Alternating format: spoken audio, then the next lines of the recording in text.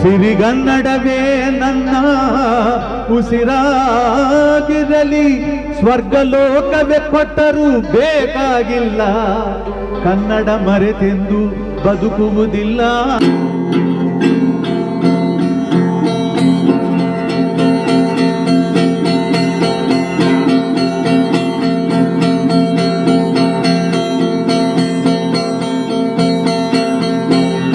Hamsalekha sir ಮತ್ತು ಲಹರಿ ವೇಲು ಅವರು ಕೆಲವು ಗೀತ ರಚನೆಕಾರರ ಹೆಸರುಗಳನ್ನು ಹೇಳಿದ್ರು. ನಾನು ಬಹಳ ಎಚ್ಚರಿಕೆಯಿಂದ ಕೇಳಿಸ್ಕೊಳ್ತಾ ಇದ್ದೆ. ಒಂದು ಹೆಸರು ಅದು ಯಾಕೋ ಅವರಿಬ್ಬರು ಬಾಯಲ್ಲೂ ಬರಲಿಲ್ಲ. ಆದರೆ ಆ ಹೆಸರು ನಾನು ಬಿಡಲ್ಲ, ಆರೆಂಜ್ ಜೈಗೋಪಾಲ್. ನಾಗೇಂದ್ರ ಪ್ರಸಾದ್ ಅವರನ್ನ ಸ್ಮರಿಸಿಕೊಳ್ಳುವ ಮೂಲಕ ಹಂಸಲೇಖ ಸರ್ ಆ ಮಾತನ್ನು ಹೇಳಿದ್ರು. ಒಂದು ಪರಂಪರೆಯನ್ನು ನಾವು ನೆನಪು ಮಾಡ್ಕೋಬೇಕು ಮತ್ತು ನನಗೊಂದು ಹೆಮ್ಮೆ ಮತ್ತು ಸಂತೋಷ, ಪರಂಪರೆಯನ್ನು ಮುಂದುವರಿಸ್ತಾ ಇದ್ದಾರೆ.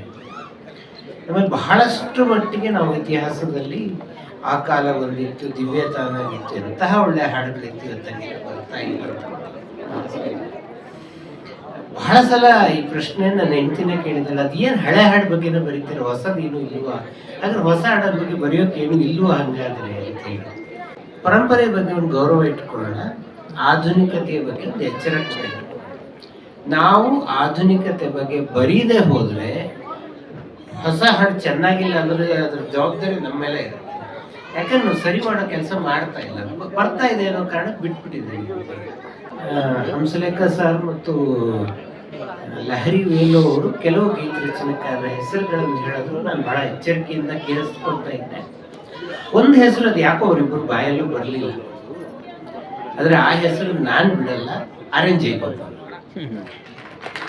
ಯಾಕೆ ಅಂದರೆ ಜೈಗೋಪಾಲ್ ಯಾಕೆ ನಮ್ಗೆ ಬಹಳ ಮುಖ್ಯ ಅಂತಂದರೆ, ಇವತ್ತು ಯಾವ ಗೀತ ರಚನೆಯ ಹಕ್ಕುಗಳಿಗೆ ನೀವು ಓಡಾಡ್ತಾ ಇದ್ದೀರೋ ಅದಕ್ಕೆ ಕನ್ನಡದಲ್ಲಿ ಮೊದಲ ಬೀಜ ಹಾಕಿದವರು ಆರೆಂಜ್ ಜೈಗೋಪಾಲ್.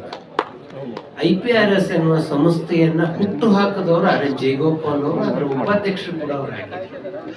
ನಂಗೆ ಎರಡು ಬಹಳ ಮುಖ್ಯವಾದ ನೆನಪಿದೆ. ಒಂದು 2006ರಲ್ಲಿ ನಾವು ಆರೆಂಜ್ ಜೈಗೋಪಾಲ್ ಅವರ 70ನೇ ವರ್ಷದ ಕಾರ್ಯಕ್ರಮ ಮತ್ತು ಆ ಸಂದರ್ಭದಲ್ಲಿ ನಾನು ಅವ್ರ ಬಗ್ಗೆ ಪುಸ್ತಕ ಕೂಡ ಬರೆದೆ. ಈಗ 20 ವರ್ಷ ಆದ ಮೇಲೆ ನಾಗೇಂದ್ರ ಪ್ರಸಾದ್ ಅವರ 50ನೇ ವರ್ಷದ ಕಾರ್ಯಕ್ರಮ ಮಾಡ್ತಾ ಇದ್ವಿ. ಈ ಸಂದರ್ಭಕ್ಕೂ ನಾನು ಪುಸ್ತಕ ಬರೆದಿದ್ದೀನಿ. ಅಂದ್ರೆ ಈ ಮಾತನ್ನ ಹೇಳ್ತಾ ನನಗೆ ಅನೇಕ ಸಂದರ್ಭದಲ್ಲಿ ಇವತ್ತಿನ ಕಾರ್ಯಕ್ರಮದಲ್ಲಿ ಕೂಡ ಹಂಸಲೇಖ ಸರ್ ನಾನು ಉತ್ತರಾಧಿಕಾರಿ ಅಂತ ಹೇಳಿದೆ.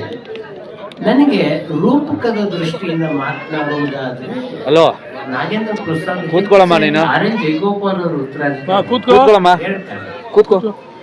ಒಂದು ಜೈಗೋಪಾಲ್ ಏನ್ ಕೊಟ್ಟರು ನಮ್ಮ ಚಿತ್ರಗೀತೆಗೆ ಅಂತ ಯೋಚನೆ ಮಾಡಿದ್ರೆ, ನೀವು 70ರ ದಶಕದ ಯಾವುದೇ ಡ್ಯೂಯೆಟ್ ತಗೊಳ್ಳಿ, ನೀ ಬಂದು ನಿಂತಾಗದಿಂದ, ನಿನ್ನ ಕಣ್ಣ ಕನ್ನಡಿಯಲ್ಲಿ ಯಾವುದೇ ಡ್ಯೂಯೆಟ್ ತಗೊಳ್ಳಿ, ಅದು ಆರೆಂಜ್ ಜೈಗೋಪಾಲ್. ಯಾಕೆ ಆ ಡ್ಯೂಯೆಟ್ ನಿಮಗೆ ಫೇಮಸ್ ಆಯಿತು ಅಂದರೆ, ಅಲ್ಲಿವರೆಗೂ ಪ್ರೇಯಸಿ ಪ್ರಿಯತಮನ್ನ ಮಾತನಾಡಿಸೋ ಭಾಷೆ ಇತ್ತು. ಬಹಳ ಗಂಭೀರವಾದ್ದು, ಬಹಳ ಶ್ರದ್ಧಾಪೂರ್ವಕವಾಗಿ ಧೈರ್ಯವಾಗಿ ಮಾತನಾಡಿಸೋ ಭಾಷೆ ಇರಲಿಲ್ಲ. ತನ್ನ ಪ್ರಿಯತಮನನ್ನ ನೀನು ಅಂತ ಕರೆಯೋದನ್ನು ಕಲಿಸ್ಕೊಟ್ಟವ್ರು ಆರೆಂಜ್. ಅಲ್ಲಿಂದ ಮುಂದಕ್ಕೆ ನಿಮ್ಮ ಹಾಡುಗಳ ದಾರಿನೇ ಬರ್ತಾ ಇತ್ತು. ಇಂತಹದೇ ಪ್ರಯತ್ನವನ್ನ ನಾಗೇಂದ್ರ ಪ್ರಸಾದ್ ಅವರು ಹೊಸ ಚಿತ್ರಗಳಲ್ಲಿ ಕೂಡ.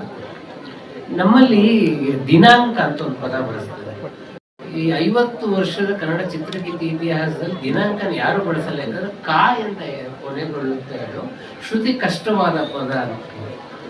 ನಾಗೇಂದ್ರ ಪ್ರಸಾದ್ ಅವರು ನಮ್ಗೆ ಬಹಳ ಮುಖ್ಯ ಆಗುವುದು, ಜೈಗೋಪಾಲ್ ತರ ಮೊಗವೆಂಬ ಅರವಿಂದ ಕೆಂಪಾಯಿತು ನಾಚಿಕೆಯಿಂದ ಅಂತ ಬರೀತಾರೆ. ಅದು ಮೊಗ ಅನ್ನೋದು ಎಷ್ಟು ಅಚ್ಚ ಕನ್ನಡ ಪದವು, ಅರವಿಂದ ಅನ್ನೋದು ಸಂಸ್ಕೃತ ಪದ. ಅದು ವ್ಯಾಕರಣ ದೃಷ್ಟಿಯಿಂದ ಪರಮ ದೋಷ, ಅದನ್ನು ಸೇರಿಸಲೇಬಾರದು. ಅದು ನಾವು ಹಾಡನ್ನ ಇಷ್ಟಪಡ್ತೀವಿ. ಈ ಥರದ ಪ್ರಯೋಗಗಳನ್ನ ನಮ್ಮ ನಾಗೇಂದ್ರ ಪ್ರಸಾದ್ ಅವರು ಕೂಡ ಮಾಡಿದ್ದಾರೆ ಅಂತ ಹೇಳ್ಬೋದು. ಎರಡನೇದು, ನಾಗೇಂದ್ರ ಪ್ರಸಾದ್ ಅವರ ಗೀತೆಗಳಲ್ಲಿ ನಂಗೆ ಬಹಳ ಮುಖ್ಯ ಅಂತ ಅನಿಸೋದು ಏನು ಅಂತಂದ್ರೆ, ಇವು ಪುರಾಣದ ಪ್ರತಿಮೆಗಳನ್ನ ಎತ್ಕೊಂಡು ಅವರು ಸಮಕಾಲೀನಕ್ಕೆ ಜೋಡಿಸ್ತಾರೆ. ಬ್ರಹ್ಮ ವಿಷ್ಣು ಶಿವನನ್ನ ತಾಯಿಯವರೆಗೂ ತಗೊಂಡ್ಬಂದ್ಬಿಡ್ತಾರೆ. ದ್ವಾಪರವನ್ನ ದಾಟುತ್ತಾ ಕಲಿಯುಗಕ್ಕೆ ಬರ್ತಾರೆ. ಇದು ನಾಗೇಂದ್ರ ಪ್ರಸಾದ್ ಅವರ ಗೀತೆಗಳಲ್ಲಿ ಬಹಳ ನಿಮಗೆ ಸಿಕ್ಕುತ್ತೆ. ಆಮೇಲೆ ನಿಮ್ಗೆ ಒಂದು ಪುರಾಣದ ಜೊತೆಗೆ ಕೆಲವು ನೆನಪುಗಳಿರುತ್ತೆ. ಆ ನೆನಪುಗಳನ್ನ ನೀವು ಆಧುನಿಕತೆಗೆ ಹೆಂಗೆ ಜೋಡಿಸ್ಕೊಳ್ತೀರಿ ಅಂತ ಹೇಳುವುದು ಅದ್ರ ಮುಂದುವರಿಕೆಗೆ ಕಾರಣ ಆಗುತ್ತೆ. ಇದು ಗೊತ್ತಿರ್ಬೇಕಾದ್ರೆ ಒಂದು ನಿಮ್ಗೆ ನಾದದ ದೃಷ್ಟಿ ಅದ್ರ ನಿಮ್ಗೆ ಎಷ್ಟು ಮೀಟಲ್ಲಿ ಕುತ್ಕೊಳ್ಳುತ್ತೆ ಅಂತ ಗೊತ್ತಿರಬೇಕು. ಆ ಕುತ್ಕೊಳ್ಳುವುದರ ಮುಂದುವರಿಕೆ ಹೇಗಿರುತ್ತೆ ಅನ್ನೋದು ಅವ್ರಿಗೆ ತುಂಬಾ ಚೆನ್ನಾಗಿ ಗೊತ್ತಿದೆ ಅನ್ನೋದ್ರ ಕಾರಣಕ್ಕಾಗಿ ಅವ್ರು ಇಷ್ಟು ಹಾಡುಗಳು ಬಹಳ ಪ್ರಸಿದ್ಧವಾಗೋದಕ್ಕೆ. ಈಗ ನೀವು ನೋಡಯ್ಯ ಕೋಟೆಲಿಂಗವರಿಗೆ ಹಾಡನ್ನು ಕೇಳಿದ್ರೆ ಅದಕ್ಕೊಂದು ಜನಪದ ಗುಣ ಇದೆ ಮೂಲತಃ ಅದರ ಹಾಡುಗಳಲ್ಲಿ. ಮತ್ತೆ ಇದರ ಮೀಟ್ರ್ ಎಷ್ಟು ಚಿಕ್ಕದಾಗಿದೆ ಅಂದ್ರೆ ಅದನ್ನು ಗಮನಿಸಿದ್ರೆ ನೀವು ಎಲ್ಲ 3-4 ಮಾತ್ರೆಗಳಲ್ಲಿ ಕುತ್ಕೊಳ್ಳುವ ಮೀಟ್ರ್. ಈ 3-4 ಮಾತ್ರೆಗಳಲ್ಲಿ ಅವ್ರು ಬಹಳ ದೊಡ್ಡ ಅರ್ಥವನ್ನ ಹೇಳಿದ್ದಾರೆ. ನಿಮ್ಗೆ ಸಿನಿಮಾ ಗೊತ್ತಿದ್ರೆ ಇಡೀ ಸಿನಿಮಾದ ಕಥೆಯನ್ನ ಈ ಹಾಡಲ್ಲಿ ಹೇಳ್ತಾರೆ. ಇದು ನಮ್ಮಲ್ಲಿ ಒಂದು ಸಮಸ್ಯೆ ಇದೆ, ಬಹಳ ಒಳ್ಳೆ ಹಾಡು ಬಂದಿರುತ್ತೆ, ಸಿನಿಮಾಕ್ಕೂ ಏನೋ ಸಂಬಂಧ ಇಲ್ಲ, ಸಿನಿಮಾದ ಆಚೆಗೆ ಇಟ್ಟರು. ಅದು ಇತ್ತೀಚೆಗೆ ಈ ಕಳೆದ 20 ವರ್ಷದಲ್ಲಿ ಇಂತಹ ಸಮಸ್ಯೆ ಬಹಳ ಆಗಿದೆ. ಸಿನಿಮಾದ ಜೊತೆಗೆ ಕನೆಕ್ಟ್ ಆಗ್ತಾ ಇಲ್ಲ ಹಾಡುಗಳು ಅನ್ನೋದು ಅದನ್ನ ಮೀರೋದ ಪ್ರಯತ್ನ ಪಟ್ಟು ಅರೇಂಜಿಗೆ ನಿಮ್ಗೆ ಅವ್ರು ಎಷ್ಟೋ ಹೀರೋಯಿಸಮ್ ಹಾಡುಗಳು, ಹೀರೋ ವ್ಯಕ್ತಿತ್ವನೇ ಆ ಹಾಡುಗಳಲ್ಲಿ ಸಿಗ್ಬೋದು ಅನ್ನುವಂತ ಹಾಡುಗಳು.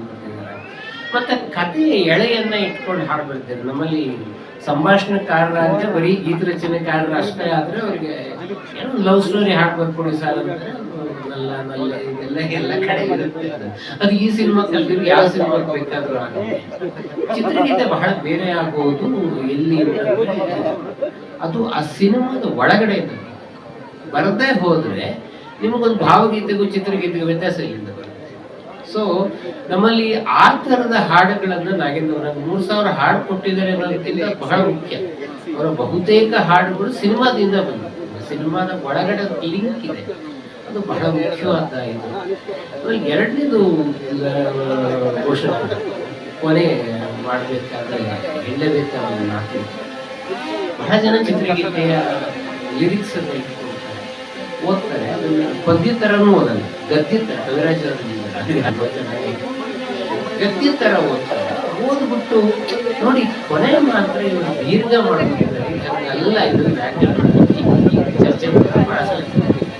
ಆಮೇಲೆ ನಾವೆಲ್ಲ ಬಗ್ಗೆ ಶುರು ಮಾಡಿದಾಗ ನಮ್ಮನ್ನ ಚಿತ್ರರಂಗ ಒಪ್ಕೊಳ್ಳಿಲ್ಲ, ಇದೆಲ್ಲ ಬೇಡ ಸರ್, ಹೀಗೆಲ್ಲ ಬರೀಬಾರಿ ಹಿರಿಯರ ಈ ಪದಗಳನ್ನೆಲ್ಲ. ಸಾಹಿತ್ಯದವರು ನಮ್ಮಲ್ಲಿ ಬಹಳ ದೊಡ್ಡ ಆಕ್ಷೇಪ ಮಾಡೋದು, ಏನು ಇಂಥ ಗಂಭೀರ ಪದಗಳನ್ನು ತಗೊಂಡು ಚಿತ್ರಗೀತೆಗಳಲ್ಲಿ ಬರೀತಾ ಇದ್ದಾರೆ ಅಂತೇಳಿ. ಸುಚಿತ್ರದಲ್ಲಿ ಒಂದು ವಿಚಾರ ಸಂಖ್ಯೆಯಲ್ಲಿ ಅಧ್ಯಕ್ಷತೆ ವಹಿಸಿ ಅಧ್ಯಕ್ಷ ಭಾಷಣದಲ್ಲಿ ನಾನು ಮಾತಾಡಿದ್ದಕ್ಕೆ ಇದು ಪರಮ ಖಂಡನಾರ್ಹ, ಇದು ಇಂತಹ ಸಾಹಿತ್ಯದ ತಗೊಂಡು ಚಿತ್ರಗೀತೆಗಳನ್ನು ಮಾತಾಡ್ತಾ ಇದ್ದಾರೆ. ಇದು ನಮ್ಗೆ ಎರಡೂ ಕಡೆ ಆಕ್ಷೇಪವನ್ನು ನಾವು ಎದುರಿಸಿದ್ವಿ ಬರೆಯೋದಕ್ಕೆ ಶುರು ಮಾಡಿದಾಗ. ಆದ್ರೆ ಈಗ 30 ವರ್ಷ ಆದ ಮೇಲೆ ಒಂದು ಸಣ್ಣ ಸಮಾಧಾನ ನನಗಿದೆ, ಚಿತ್ರಗೀತೆ ಬಗ್ಗೆ ಬರೆಯೋದ್ರಲ್ಲಿ ಅಪರಾಧ ಇಲ್ಲ ಅಂತ ಹೇಳುವಷ್ಟರ ಮಟ್ಟಿಗೆ ಸಮಾಜ ಒಪ್ಕೊಂಡಿದೆ. ಅಂದ್ರೆ ನಾವು ಬರೆಯೋದಷ್ಟು ಅರ್ಥ ಮಾಡ್ಕೊಂಡಿಲ್ಲ ಇರ್ಬೋದು, ಆದ್ರೆ ಚಿತ್ರಗೀತೆ ಮೇಲೂ ಬರೀಬಹುದು ಅನ್ನುವಷ್ಟು. ಒಂದು ಬಹಳ ಮುಖ್ಯವಾದ ಅಂಶವನ್ನು ನಾನು ಹೇಳ್ಬೇಕು, ಚಿತ್ರಗೀತೆಗಳು ಕವಿತೆಗಳು ಅಲ್ಲ, ಅದು ಭಾವಗೀತೆಗಳು ಅಲ್ಲ, ಅದು ಜನಪದ ಗೀತೆಗಳು ಅಲ್ಲ. ಚಿತ್ರಗೀತೆಗೆ ತನ್ನದೇ ಆದ ಮೀಮಾಂಸೆ ಇದೆ, ಚಿತ್ರಗೀತೆಗೆ ತನ್ನದೇ ಆದ ಪೊಯಿಟಿಕ್ಸ್ ಇದೆ. ಇದನ್ನ ಸಾಬೀತು ಮಾಡೋದಕ್ಕೆ ನಾವು ಈ 30 ವರ್ಷ ನಮ್ಮ ಶ್ರಮವನ್ನೆಲ್ಲ ಹಾಕಿದ್ದೀವಿ. ಹಾಗೆ ನಮಗೆ ಇತ್ತೀಚಿನ ದಿನಗಳಲ್ಲಿ ಅದಕ್ಕೆ ಬೆಂಬಲ ಸಿಗ್ತದೆ. ಗೀತ ರಚನೆ ಕಾರಣ ನಮ್ಮ ಮಾತಿಗೆ ಅಂದ್ರೆ ನಮ್ಗೆ ಯೋಗರಾಜ್ ಭಟ್ರು ಅಂತಾರಲ್ಲ, ಅದೆಲ್ಲ ಸೀರಿಯಸ್ ಆಗಿ ಮಾಡಬೇಡ್ರಪ್ಪ, ಇದು ಯಾರು ಎಲ್ಲ ಸಿನಿಮಾ ಮೇಲೆ ಎಲ್ಲ ಬೇಡ ಇರುತ್ತೆ.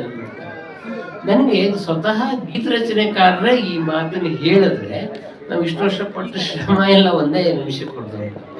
ಅಂದ್ರೆ ನಮ್ಗೆ ತುಂಬಾ ಬೆಂಬಲವನ್ನ ಕೊಟ್ಟವರು ನಾಗೇಂದ್ರ ಪ್ರಸಾದ್ ಅವರು ಸಿನಿಮಾ ಬಗ್ಗೆ. ಹಾಗಾಗಿ ನಾವು ಜಯಗೋಪಾಲ್ ಬಗ್ಗೆನೋ, ಉದಯಶಂಕರ್ ಬಗ್ಗೆನೋ, ವಿಜಯ ನರಸಿಂಹ ಬಗ್ಗೆನೋ ಬರೆಯುವಾಗ ಆ ಹಾಡುಗಳು ಹುಟ್ಟಿದಾಗ ನಾವೇನು ಬಿಡ್ತಾ ಇಲ್ಲ, ಎಷ್ಟು ಹಾಡು ಅಥವಾ ನಾವು ಬಹಳ ಚಿಕ್ಕವರಾಗಿದ್ವಿ.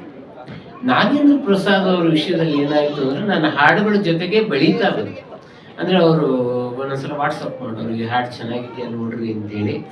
ಆಮೇಲೆ ನಾನು ಮೊದಲ ಸಲ 2 ಸಾಲ 2 ಪದ ಚೇಂಜ್ ಮಾಡಿ ಅಂತ ವಾಪಸ್ ಕಳಿಸಿದ ಹಾಡು ಸೂಪರ್ ಹಿಟ್ ಆಗಿದ್ದನ್ನು ಕೇಳಿದಾಗ ಇದ್ರ ಮೊದಲು ನಾವಾಗಿದ್ವಿ ಅಂತ ಒಂದು.